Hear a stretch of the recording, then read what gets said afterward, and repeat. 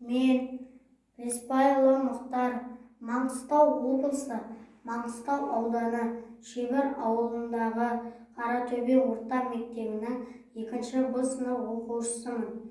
Абай Құнанбаев, жазғы тұрып қалмайды қыстың сызы. Масатыдай құлпырар жердің жүзі, жан-жануар адамзат анталаса, ата-анадай езірер күннің өзі. Жаздың көркі енеді жыл құсымен, жайраңдасып жас күлер құрбысымен. Көрден жаңа тұрғандай кемпір мен шал, жалбаңдасар өзінің тұрғысымен.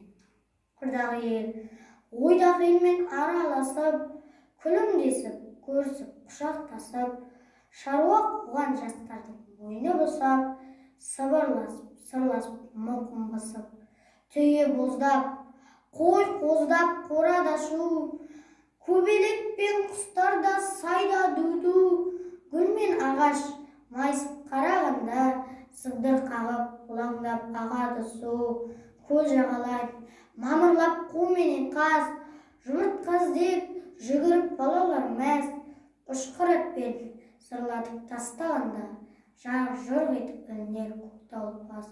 Жазға жақсы киінер қыз келіншек, жер жүзіне өң берер гүл бәйшешек, жаз жіберіп жан берген қара жерге, рахметіне Алланың көңіл сенер.